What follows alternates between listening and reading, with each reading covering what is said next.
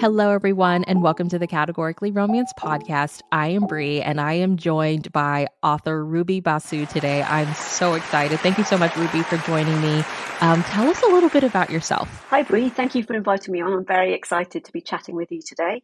My name is Ruby Basu, and I live in the United Kingdom. I write contemporary romance, and I live with my husband and two young adults and a little dog. We live in the south of England in an area called the Chilterns, which is designated an area of outstanding natural beauty. Wow, yeah. I think I saw your author photo. You have your dog with you, and your dog is adorable. He's a little cabochon named Toffee. He's my little assistant. Toffee, I love that. Okay. Well, let's get into some icebreakers. So, if you had to come up with a word for 2023 for yourself, what would it be? I actually do come up with a word each year, and this year my word is balance. If you came with a warning label, what would it say? May cause irritation. Tell us 3 songs on the mixtape to your life and what they say about you. I love this question because it made me really think. Because I'm not a huge, I don't follow artists or something, so coming up with songs was quite random. So I thought about kind of the points in my life where a song meant something to me. And when I was growing up, I think my parents introduced me to ABBA, and the song Chiquitita by ABBA was always, I don't think I knew what the lyrics meant when I was younger listening to it, but I loved the melody that was kind of slow and sad and then joyful and a little bit more, up tempo. And I just felt like that was kind of showing that, times might be tough, but they will be happier if you just wait. I just like that song for that reason. Love that. Okay. And then the next song is It Must Be Love by Madness. Because actually, if you read my first book, Baby Surprise for the Millionaire from Mills Boon, it's dedicated to my husband with that quote, It Must Be Love, because we met when we were in the first term at university. So we were 18 years old. And we were like, studies, job, that's important. This is just a bit of fun. Nothing will come of it. And over 20 years later, we're still together. Right. And we didn't want to say we loved each other. So the first time we actually made that comment, my husband sent me the lyrics of the Madness song. Oh my gosh. Okay. So that's my second song. And the third song is actually, it's coming more to me now, because by the end of the year, we're going to be empty nesters when my youngest daughter goes off to university. And I feel like there are so many songs I could think about that period, like I Lived by One Republic. But the one I think of, because I'm an author and it's the next chapter of my life, is Unwritten by Natasha Bedingfield. Okay. Beautiful. Beautiful. Share with us a film or television show you'll never stop watching. Okay, I'm going to cheat a little bit because it is Empire Strikes Back, but I always have to go straight on to Return of the Jedi after I watch it because I have to get Han Solo out of carbon freeze. So it's 2 films. Okay, that's fine. That's fine. We love hearing romance origin stories. So how did you become a romance reader and writer? Okay, well, this is probably dating me, but when I was in high school, and in England, that starts when you're about 11. Okay. It starts when you're 11, not when you're about 11. I read these books called Sweet Dreams, which were set in American high schools. And so they were teenage love stories. And then, just everything about those is like the young romance, and the American settings was very glamorous in the pre-internet and TV days. And then from there, from about the age of 14, one of my friends used to steal some Mills Boon from her grandmother and bring them in. And I turned from Sweet Dreams to Mills Boon, and that's it. I was hooked for romance forever. Oh my gosh. What were you all reading, the modern, or were you reading the true love? They weren't, if I remember correctly, they weren't categorized as such at such an early stage. I think that the categories came later, but they were kind of a mixture of them. I think more true love based on the stories I read. Okay. Well, your first 2 novels were published with HQ Digital, and we've since gotten 2 titles by you with the True Love Harlequin Romance line. Can you share with us your journey to writing for True Love? Actually, yeah, of course. My first book was HQ Digital. My second book was Mills Boon, and my journey to Mills Boon happened around the same time as HQ Digital. Okay. Baby Surprise for the Millionaire was actually the first book I ever wrote, in the sense that I wrote the end to a book. It's the first one that had more than a couple of chapters written. And in 2020, I'm a member of the Romantic Novelists Association, which is a British organisation for people who write romance, and I recommend anybody who wants to write romance to join that if they can. And they do a summer conference. And in 2020, it was virtual because of the pandemic. But as part of it, they were offering appointments with industry professionals. And one of those professionals was from Mills Boon. So I thought, well, not going to meet in person. Doing it by video is probably a little bit less scary. So I sent off the first chapter of my Mills Boon. And at the same time, I'd written completely different story for a different publisher, and HQ Digital were one of the other professionals available. So I thought, well, I'll send that as well and see what happens. And then by the end of that year, I had contracts with both, and it was just timing that HQ Digitals came out before Mills Boon. Okay. So for anyone who has yet to read a book from the True Love line, how would you describe it to them? I think that the True Love is about following the emotional journey of the characters. It's about watching them fall in love.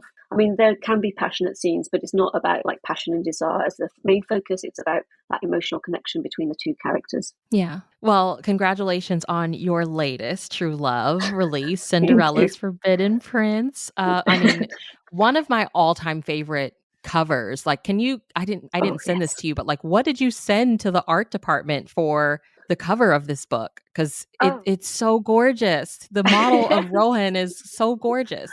I was so pleased. I was so pleased. We hear some real horror stories about covers sometimes, but I was so pleased to see that cover. I wish I could remember the name of the actor, because when I was kind of doing some research for what I thought my actors would look like, I found this picture of the perfect person. He's a Pakistani actor, but I can't remember his name, which is really awful. He is a Um, handsome man. if you actually go to my Instagram at any point, I have an aesthetic, and he's on the aesthetic of the book. Oh, Okay. I'll have to remember his name. Well, can you share an elevator pitch for the book? Okay, Cinderella's Forbidden Prince is it's a Cinderella story. It's set on the island kingdom of Adisara, which is an imaginary place off the coast of India. And Crown Prince Rohan is getting ready to do his duty by having an advantageous marriage. But when he gets to know the Priya, who is a mural conservator, he starts falling in love, and romance and duty begin to conflict. What do you think it is about the Cinderella fairy tale that makes it so timeless and fun to retell? Oh, that's such a great question, and I think if you don't mind me sharing a little bit of an anecdote, because I think my husband kind of nailed it in a way This when my is your daughter's show. You say whatever you want. Go ahead. when my daughter was young, we were asking her whether she wanted to go and watch some pantomimes, and she went, no, she's got no interest in watching princesses' stories. And my husband said, well, Cinderella's not a princess story. It's about a kind, hard-working girl that makes good. And I thought that's actually one of the best bits about Cinderella. It's about a relatable, hardworking girl, and it's got that aspirational element that it could happen to anyone. And also, who can resist having somebody fall in love with you at first sight? Yeah. Oh, I think that's probably the best way I've ever heard someone describe Cinderella too. Well, I really loved Priya's job as a Thank you. conservator. Where did that idea come from? Oh God, I wish I could. I was actually looking back to my notes, thinking, where did that idea come from? I mean, it was so interesting, and obviously, like, it's what brings her in. Is it Rohan or Rowan? I like people to pronounce it how they want to, but I call him Rohan. Okay, that's what I was saying too. Okay, so I mean, and it's what drives them together, but it's Yes. so cool. Like, it's not something you see a lot, I feel like, in romance these days. No, and I have to say I did regret it quite a few times when I was having to research this job I knew nothing about. And I was like, does this make even sense in the context? Would they be able to do that? But I needed her to be in the palace and in his sphere, but I didn't want her doing a job that was working directly for him. And Mhm. when I was doing kind of image research on palaces, the thing that kept on striking me was the kind of the artwork, especially Indian palaces, like the old mosaics and the old faded paintings. And I think it just inspired me to think, well, what about if she just? I thought initially maybe she came to do paint the portrait or make a mural. I thought, no, why would they choose her? And it just meant maybe she's part of this team that conserves them and protects them. And I thought that's like an interesting job to follow. And also, Yeah. I love the caves by Janta and Elora, and they're quite special to my family. So it was a way of bringing that aspect into the book as well. Okay. Wow, I love that. Yeah, you see like these beautiful palaces and all of the artwork, and you don't think like it is someone's job to do the upkeep for these, and Yes. they're really passionate about their work. I just thought it was so good. I loved the meet cute in the book. It was Thank really you. funny and totally awkward, which Yes. is always the best. So, how did their meet Thank cute you. come to you? Okay. I feel like I should have some better explanation than these five. But my process for writing any book is that I know what I'm ready to write if the first scene has come to me, and I don't write the last scene until the end. But any other scene other than that, I write scenes as they as I want to as they come. So I Mhm. knew at the start that her introduction would end with her on the top of the ladder, and then that his would end with him charging towards her. And from then it was just like, it just wrote itself. It's almost like that had to be the situation they found themselves in. And I just like the idea of that moment where she thinks, oh, if I come down from this ladder, my life's going to change forever. Yeah. And not realizing like, oh, this is the prince. Yes. Yeah. I just like, well, she's, this person who's just been into this job and she has no idea what she's doing. She hasn't met everybody. She's like, oh, who are you? Yeah.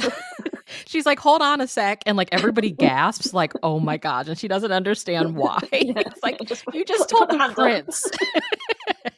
You literally just told the prince, hold on a second. Exactly. Yeah. I think So good. because I knew from the first, like, getting to know the characters that is exactly how they would behave when they met each other. She'd be like, I don't know who this is, but I'm doing something right now. Yeah, yeah. Well, I really felt for Prince Rohan. He is fully aware of his duties as prince, but the attraction between him and Priya is just undeniable. It's so instant. Can you talk about exploring his kind of dilemma of duty versus love? Like he is very adamant of like this is what I have to do and he doesn't have a problem with it until he spends more and more time with Priya. Yeah, that's exactly it. He doesn't have a problem with it. And it was very important for me to kind of explore it where, Rowan loves his family and he loves his country. And so doing his duty is not a hardship for him at first. He thinks this is the right thing to do. And I think sometimes if you have a character that's like fighting against their duty, it's easier to sacrifice it for love. But when you have somebody who thinks that actually the duty is exactly what he needs to be doing, and he loves his country and he wants the best for it, the tension of doing it for love is harder. Mm-hmm. Mm-hmm. And I just wanted to explore that kind of like that idea that comes with it, like when you have a duty to your country and your family, but you also have a duty to yourself and to do what's right for yourself. Yes. Yeah. Well, some of my personal favorite scenes were Priya and Rowan's secret garden moments. I was like, she put a secret garden in here. Yeah. Do you have a personal favorite moment in the book?